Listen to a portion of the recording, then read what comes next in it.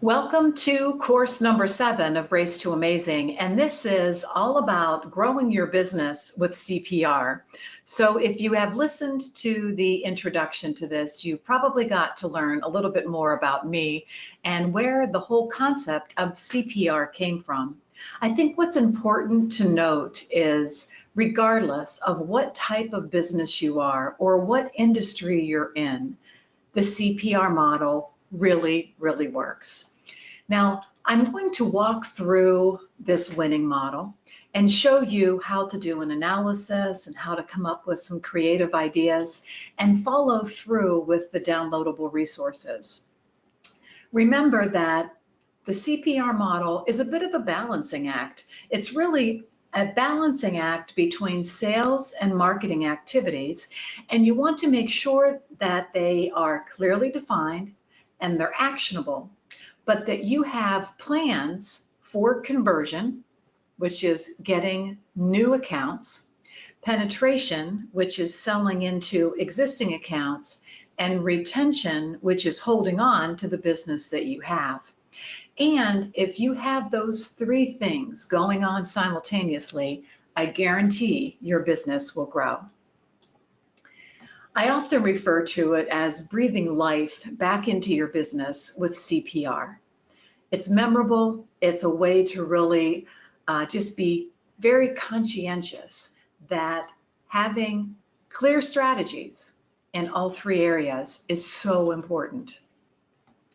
One of the things that we recommend to our clients and our friends is that they run a CPR analysis.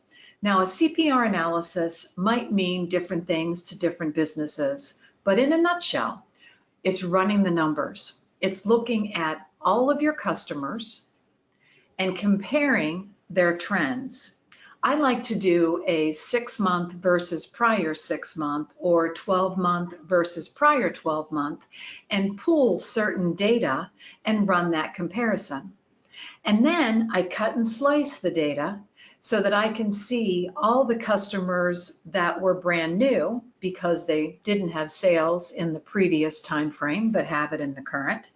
And then all the customers that grew because in the current time frame they had more business than in the prior, and those that are down or completely went away because that feeds into the retention numbers.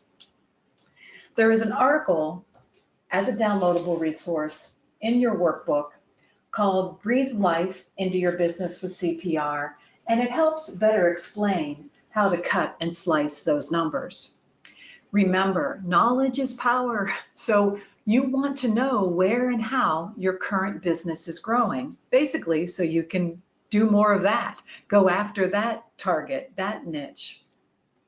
But also know when business is trending in a different direction, and maybe it's trending in a different direction with certain customer sizes or certain markets. First off, gather the data. Analyze those trends year over year, and then look at what percentage of your business is in what product category. Many companies represent multiple product categories, but understanding what percentage of the overall business is represented by that category is extremely important. So you can actually set CPR goals by product category. Then I suggest dividing up all of those accounts into market segments. I like to look at market segments as size. So it could be small, medium, and large customers. You can determine at what revenue or profit margin you want to consider small, medium, and large. That's completely up to you. Then you do the comparison. Compare the revenue, compare the margins, compare your GP percent year over year. Again, it's a trend.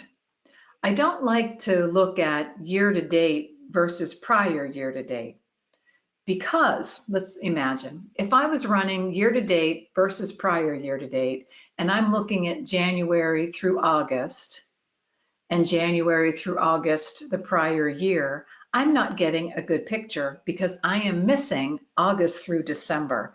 You want to look at what we call rolling time frames, and I think that's an important component to running the analysis.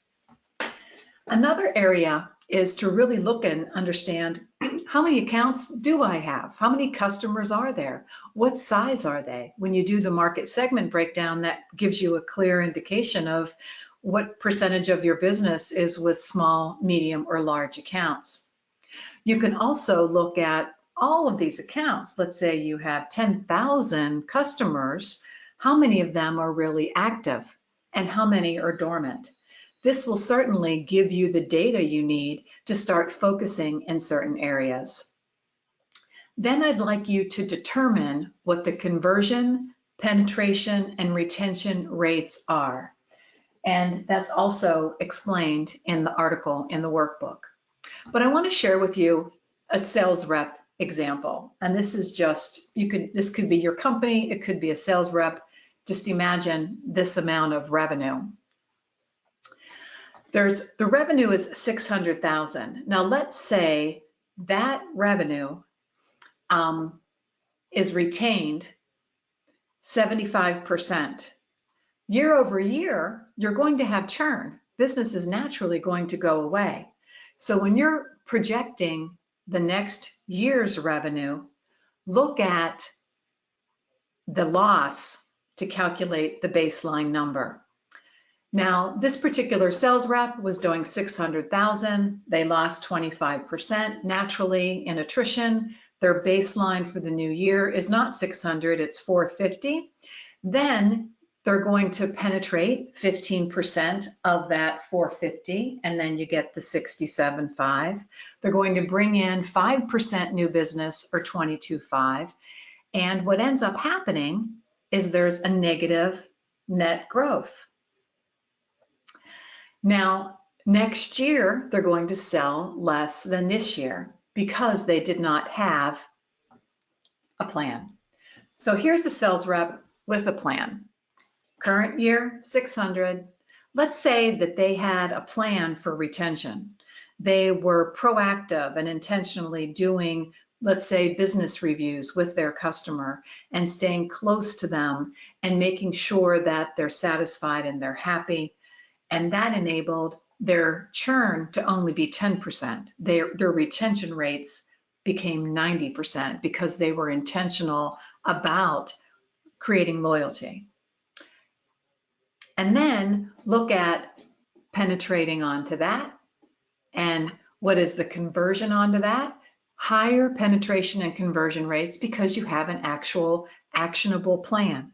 Let's say this rep decided that their penetration plan for the year was to go after different product categories every month and just focus on the products, focus on the customers that aren't purchasing those products, and being very intentional about those sales activities.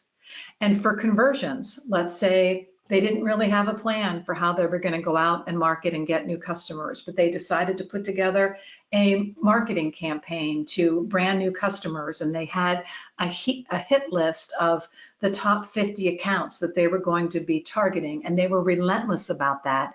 Well, they were able to bring in $81,000 in new business instead of the prior example, which was $22,000. This sales rep is able to increase and grow 21.5% because they have a specific targeted plan and it's being measured against. Remember, these strategies should be going on simultaneously, and in the center of that is where you get business growth. And I like to refer to it as sustainable business growth. A great example is losing a couple of big accounts at no fault of your own and not having something coming in new business to replace it. You're naturally going to be flat or below your growth number. But the opposite happens when there are sales activities going on in these three areas. Just to clarify a little bit, conversion is acquiring new accounts, not just new business within an existing account. I don't even like to look at new ship-tos within an existing account, brand new customers. It's always keeping the funnel and the pipeline full. You're your attention is on prospecting and that there's a real program around that. Perhaps you're targeting certain markets or specific needs. Maybe you've decided to be proactive and just do unsolicited proposals to customers and clients that, or excuse me, prospects that aren't using your company today.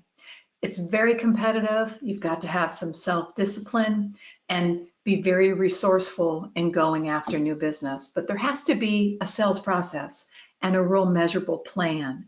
It can't be just telling salespeople, go get new business. That doesn't work that way. That's not a strategy. Then the penetration is introducing other products or services, or maybe selling more within accounts, kind of going deep and wide. We like to refer to it as the 5-finger grip, where you've got, let's say, 5 different product categories holding on to your account. If one goes away, you still have a grip on that business.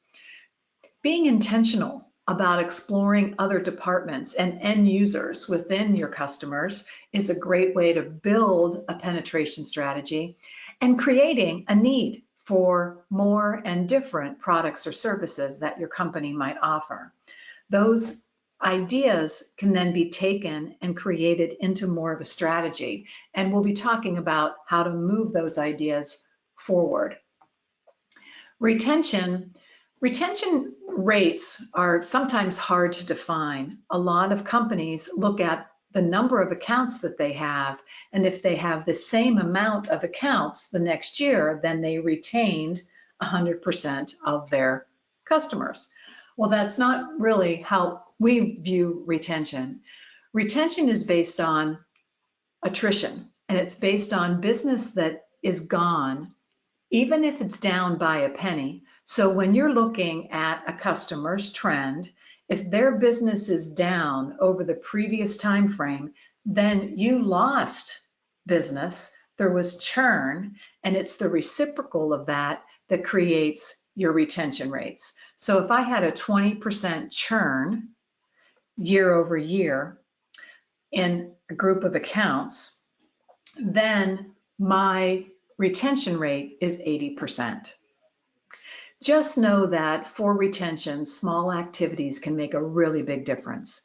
And understanding that customers leave, and the number one reason they leave is they feel undervalued or ignored. Retention is creating loyalty. We don't want to give someone else a reason to leave. So what are your ideas? What are you going to do for conversion? What are you going to do for penetration and retention? I'd like you to do this exercise. Maybe do some brainstorming with your sales organization. Create a list of conversion, penetration, and retention ideas. Now, these ideas need to align with the previous course, which had to do with understanding your strengths and what your differentiators are, and have done the analysis on what the customer's wants and needs are, because these strategies then should align to that.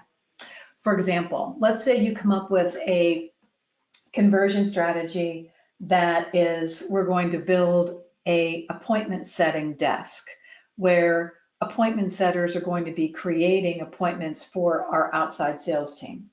That would be a conversion strategy.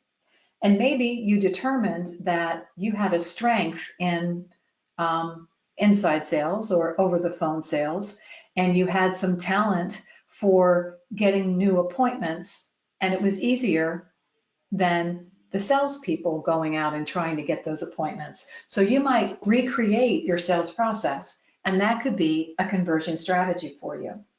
Maybe you're putting a marketing campaign together, or you decide that you want to tag team into new territories.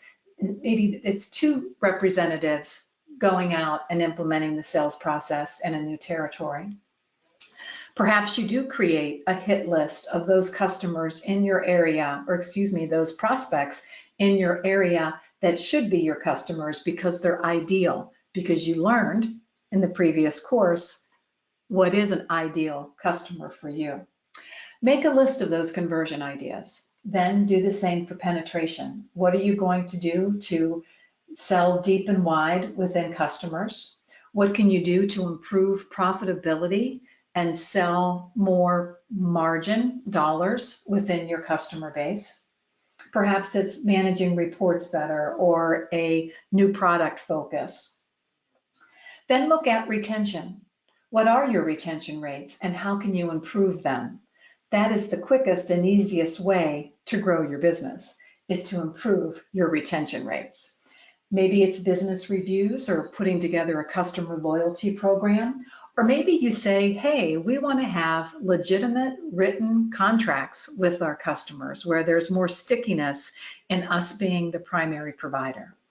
Get creative on these CPR ideas. So this coursework is about doing your CPR analysis, understanding your current rates. I prefer doing it for the entire company and for each individual sales rep. And then come up with some CPR ideas, because as you move on to the next course, we want you to take one of those ideas in each of those areas so that we can move you forward into creating a solid go-to-market strategy specifically on that idea.